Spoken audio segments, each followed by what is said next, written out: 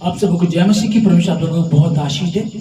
आइए हम लोग आज के वचन में जाएंगे। यूहन्ना की पुस्तक 13 अध्याय उसका 4 और 5 में यह लिखा है कि भोजन पर से उठकर अपने ऊपरी कपड़े उतार दिए और अंगोछा लेकर अपनी कमर बांधी। तब बर्तन में पानी भर कर चेलों के पांव धोने और जिस अंगोछे से उसकी कमर बंधी थी उसी से पहुंचने लगा। परमेश्वर के पवित्र वचन के पढ़े सुने समझे कबूल के जाने पर परमेश्वर की आशीष हो, आमीन। यहाँ जो आज होली थर्सडे है, पवित्र बृहस्पतिवार,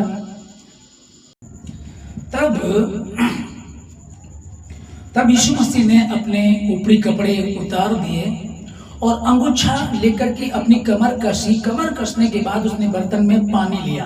अभी देखिए यहाँ क्या लिखा है कि बर्तन में पानी लिया, मतलब उसने ये नहीं, इसमें ये नहीं लिखा है कि उसने बर्तन में पानी मंगवाया और पानी लेकर के अपने चेलों के पैर धोने शुरू कर दिए। इस बात को देखते हैं, इस बात को समझते हैं कि यीशु मसीह के विषय में 4 दिन पहले संडे को जब यरूशलेम में यीशु मसीह की विजय प्रवेश हुई, और देखिए वो किसी घोड़े पर, किसी हाथी पर नहीं आया। काय पर था वो?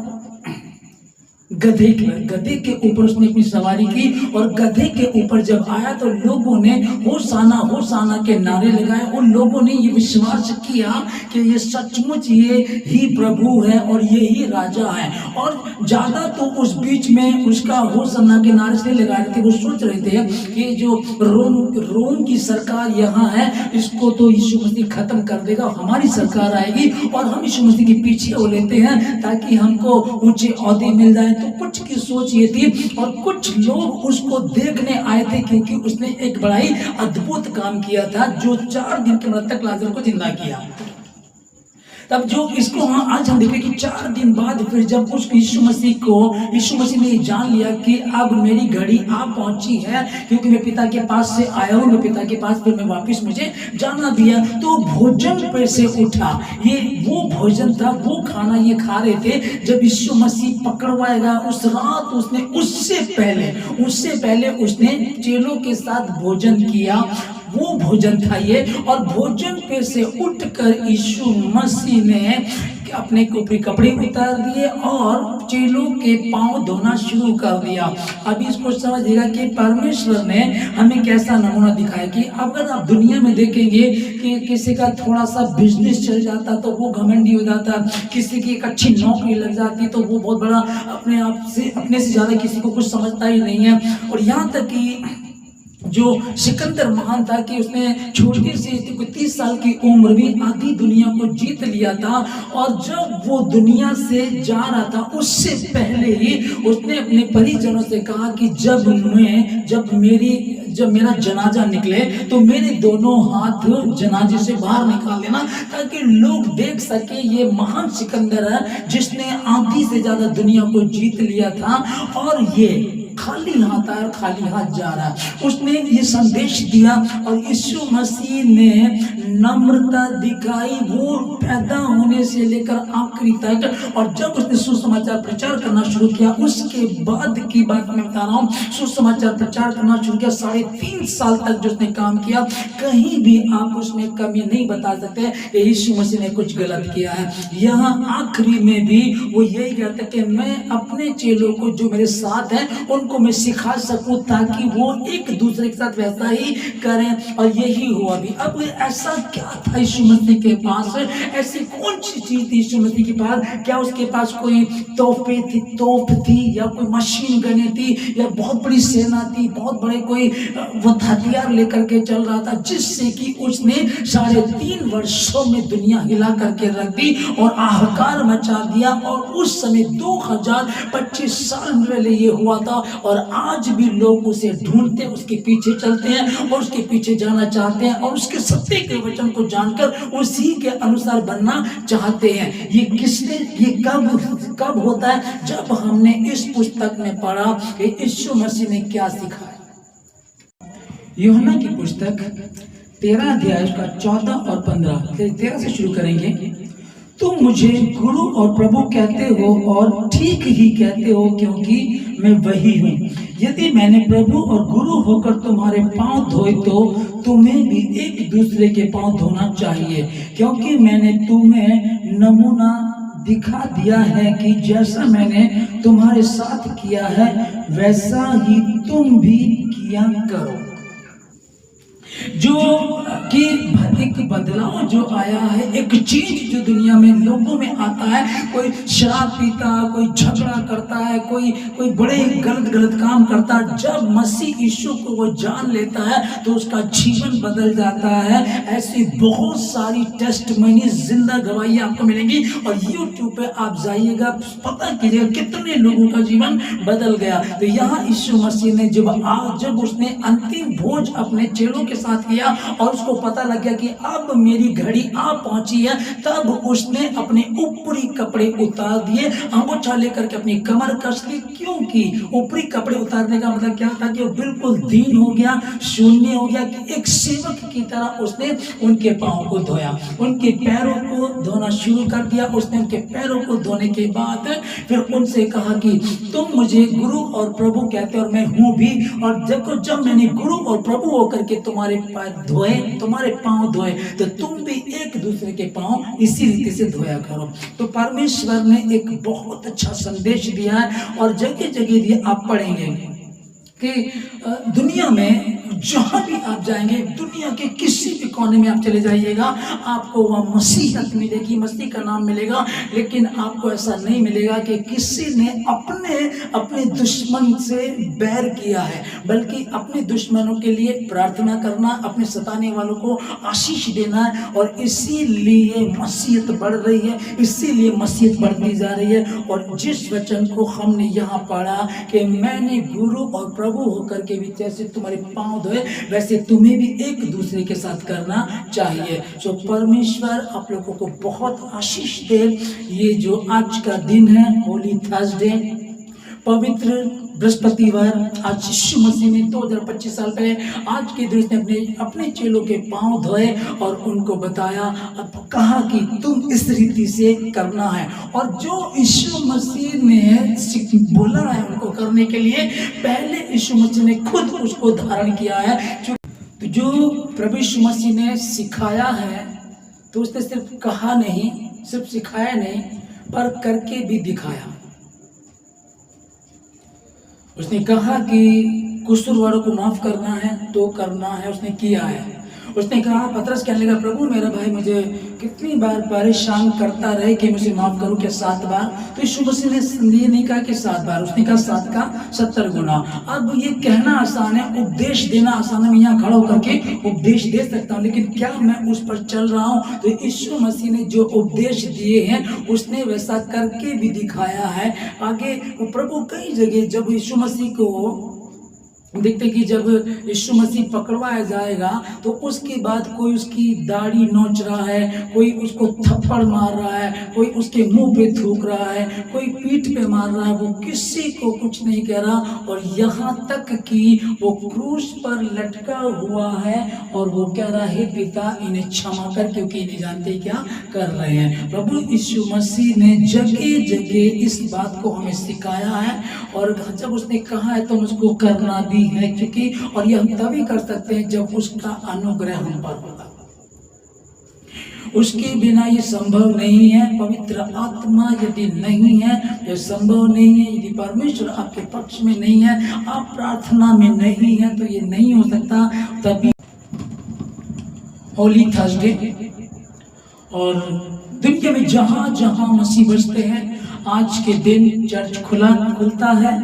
गुड फ्राइडे से एक दिन पहले यीशु मसीह को जैसे पता चलता है कि अब मेरा समय नजदीक आ गया है और मैं पिता के पास जाऊंगा क्योंकि मैं वहीं से आया हूं, तो यीशु मसीह ने बर्तन अपने ऊपरी कपड़े उतारे, अंगूठा लेकर के कमर कस ली, बर्तन लिया, उसमें पानी भरा और चेलों के पैर धोना शुरू कर दिया। तो वही सब चर्चों में आज के दिन हो रहा है। और बहुत अच्छी बात है कि हमको याद दिलाया जाता है कि यीशु मसीह इतना शून्य बन गया कि उसने अपने ऊपरी वस्त्र उतार दिए। अभी वस्त्र उतारने की क्या जरूरत थी? आप ऐसे भी पैर धो सकते थे, लेकिन उसने पूरी रीति से बताया कि एक सेवक कैसे होता होता है और दीनता दर्शाई है। उसने बिल्कुल सेवक बन करके उनके पांव धोए, उनको सिखाया और फिर उनको कहा भी कि सुनो, तुम मुझे गुरु और प्रभु कहते हो और मैं हूं भी। जब मैंने गुरु और प्रभु होकर के तुम्हारे पांव धोए तो तुम्हें भी एक दूसरे के पांव धोना चाहिए। तो हर चर्च में कई पैर धोए सिखाया जाता है कि एक दूसरे के पांव को धोना है और दीनता दिखानी है। लेकिन क्या ये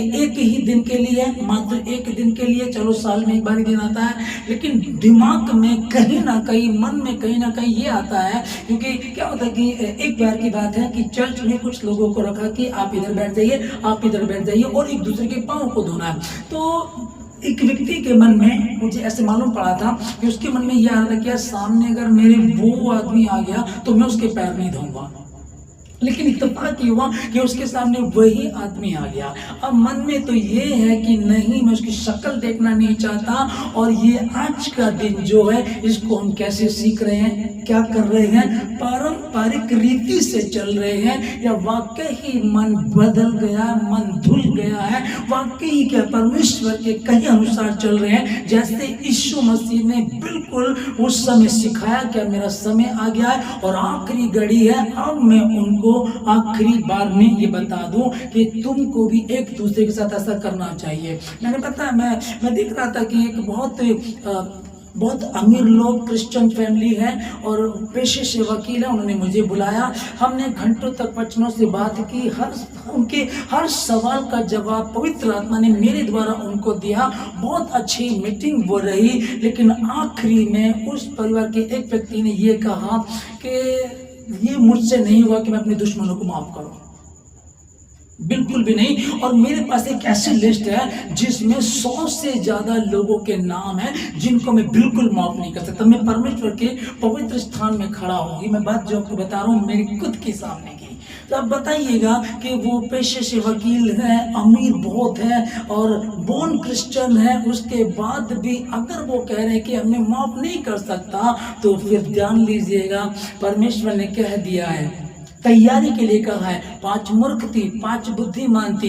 प्रभु ने कहा जो तैयार होगा वही मेरे साथ जाएगा। उस दिन बहुत लोग कहेंगे प्रभु ने तेरे नाम से बड़े बड़े दान दिए हैं, और प्रभु कहेगा मुझसे दूर हो जाओ, मैंने तुम्हें कभी भी नहीं जाना। क्योंकि परमेश्वर बड़े दान को या परमेश्वर बड़ी बातों को पसंद नहीं करता। उसने सिंपल सी कही है, पवित्र शास्त्र बाइबल हमको दे दिया है, इसको पढ़ो, इसके अनुसार चलो। तो बहुत अच्छा रहेगा कि अगर हम इसको पढ़ें और इसके अनुसार चले। क्योंकि यीशु मसीह ने यूहन्ना 15 में भी उसने इस बात को कहा है, अब से मैं तुम्हें दास ना कहूंगा, क्योंकि दास नहीं जानता कि उसका स्वामी क्या करता है। अब से मैं तुम्हें मित्र कहूंगा, क्योंकि मित्र की बातों को जानता और समझता है। तो यीशु मसीह मित्र बना, दास बन गया, इतना शून्य बन गया कि उसने साबित क्या दिखा। उसने वो कह रहा है इस बात को, कहता है कि हे पिता इन्हें क्षमा कर। क्रूस पर है, कहता है कि हे पिता इन्हें क्षमा कर। और जो दाढ़ी नोच रहे हैं, जो थप्पड़ मार रहे हैं, जो उसके मुंह पे थूक रहे हैं और उसके साथ ऐसा बुरा व्यवहार किया जा रहा, उसके बाद भी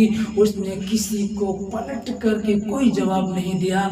और बस यही था कि वो जानता था कि ये मनुष्य है, इसकी बस की बात नहीं है पाप को छोड़ देना, इसकी बस की बात नहीं है कि ये बुराई को छोड़े। इसीलिए उसने कहा था, सब परिश्रम करने वाले और बोझ से दबे हुए लोग मेरे पास आओ, मैं तुम्हें विश्राम दूंगा। तो उस चीज को हम समझ सकें।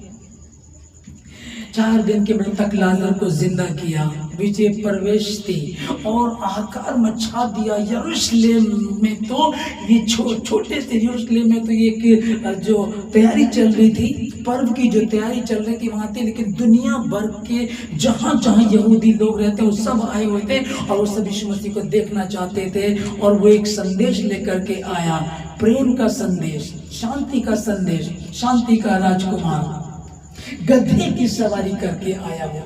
क्योंकि वो घोड़े पर नहीं आया कि वो कहे कि वो राजा आ रहा है, राजाओं का राजा आ रहा है, प्रभु का प्रभु, शांति का राजकुमार गधे पर आया। वो संदेश दिया और देखिएगा जिसने इतने बड़े बड़े चमत्कार किए वो कितना शून्य बन गया। वो महान परमेश्वर, जमीन और आसमान का बनाने वाला, वो उद्धार करता, जिसके नाम से दुष्ट आत्माएं थरथराती हैं, जिसके नाम से बड़ी बड़ी बीमारियां चली जाती हैं, वो इतना शून्य बना तो मुझे और आपको भी ऐसा ही करना। आओ हम भी प्रार्थना करें परमेश्वर से और उसके अनुग्रह को मांगे। हे प्रभु यीशु मसीह, मुझे परमेश्वर वो अनुग्रह दीजिएगा, मुझे प्रभु शुद्ध कर दीजिएगा, मैं अपने कसूरवारों को माफ कर सकूं, मैं अपने गुनहगारों के लिए प्रार्थना कर सकूं, अपने सताने वालों के लिए प्रार्थना कर सकूं। परमेश्वर मुझे ऐसी सामर्थ्य दे। मांगिए उस प्रभु से, वो देगा, क्योंकि उसने कहा है मांगो तो तुम्हें दिया जाएगा। मांगिए उससे। परमेश्वर तूने कहा खुदावन कि मैं गुरु और प्रभु होकर के भी तुम्हारे पैर धो रहा, तो तुम्हें भी एक दूसरे के पाँव को धोना चाहिए। तो प्रभु ये मैं नहीं कर सकता, ये मैं नहीं कर सकती प्रभु, पर मुझे आप ऐसा सामर्थ्य दें, ऐसा अनुग्रह प्रभु मुझे, ताकि मैं भी ऐसा कर सकूं। प्रार्थना करें, मांगे परमेश्वर से इस दिन के लिए खुदावन कि आज के इस दिन में परमेश्वर मुझे सामर्थ्य भरते, अपनी सामर्थ्य दे बढ़ दे प्रभु राजा, मेरे मन को धो करके शुद्ध कर दे प्रभु, ताकि प्रभु मैं तेरी तरह ही लोगों को देख सकूं प्रभु राजा। और जो परमेश्वर आदेश तूने दिया, जो तूने मुझे सिखाया प्रभु जी, मैं वैसे ही कर सकूं। मांगे उससे परमेश्वर से। और हम इसको पारंपरिक रीति से ना करें, पर हम इसको वैसे ही करें कि उसने हमको सिखाया था और 2025 साल पहले उसने जो किया था, करके दिखाया था, और हमको कहा था तुम भी ऐसा ही किया करो। तुम जब ऐसा करोगे तभी तुम मेरे चेले ठहरोगे, तभी तुम मेरे बेटे और बेटियां ठहरोगे। तो इसलिए मसीहत कोई धर्म नहीं है, मसीहत कोई गिनती में उस तरह से नहीं आता कि मैं भी क्रिश्चियन हूँ, मैं भी क्रिश्चियन हूँ। पर मसीहत क्या है? जो उसके वचन को मानता और पूरा करता है, वही उसको भाता है। इसलिए हम गुमराह ना हो जाएं, हम धोखे में ना रहें कि प्रभु आएगा और हमको लेकर के जाएगा। बहुत सारे लोगों को मैं सुनता, कई लोगों से बात होती जो पुराने क्रिश्चियन, वो कई बार इस बात को बोलते हैं, हाँ जी ठीक है, हम तो पुराने हैं, हम बने हुए नहीं हैं, हम तो पुराने हैं। तो बहुत लोगों को ये भी रहता कि हमारी सीट तो स्वर्ग में शायद रिजर्व है, लेकिन ऐसा कुछ भी नहीं है। वचन को पढ़ेंगे तो 5 कुंवारियाँ जिनकी तैयारी नहीं थी, वो आई और कहने लगी प्रभु द्वार खोल। तो यीशु मसीह ने कहा मैंने तुम्हें कभी नहीं जाना।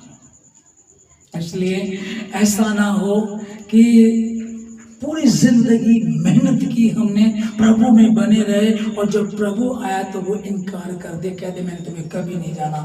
इसलिए नम्र हो, दीन हो, प्रार्थना करें, परमेश्वर के समीप बैठे और कहें प्रभु मुझे बुद्धि दे, ज्ञान दे, समझ दे, मेरे जीवन से अपनी महिमा को ले, मैं घटूं, आप बढ़े, आपका राज्य है, आपकी इच्छा जैसे स्वर्ग में पूरी होती वैसे ही इस पृथ्वी पर हो जाए, मेरे जीवन से, मेरे परिवार से, मेरे घराने से, मेरी कलीसिया से हो जाए। ऐसा कहेंगे, निश्चय ही प्रभु आपको आशीष देगा।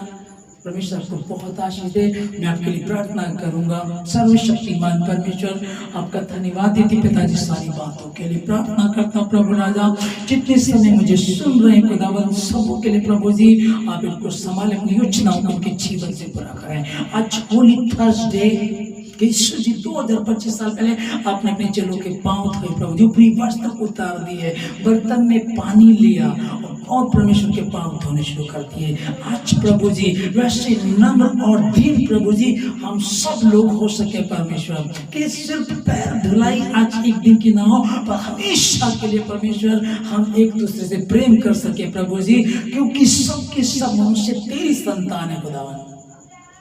प्रभु आप सहायता करें परमेश्वर, इन लोगों को हर बुराई से बचाएं, किसी परीक्षा में पड़ने ना दें। यदि कोई ढीठ है तो उसका ढीठपन टूटे यीशु मसीह के नाम में, और यदि कोई बदलना चाहता है खुदावंद तो पवित्र आत्मा इनके जीवन में आ जाइएगा, इनको बुद्धि दें, समझ दें परमेश्वर, अपनी योजनाओं को इनके जीवन से पूरा करें, ताकि तेरे कामों को कर सके। धन्यवाद देते सारी बातों के लिए, धन्यवाद के साथ प्रार्थना यीशु मसीह के नाम से मांगते हैं।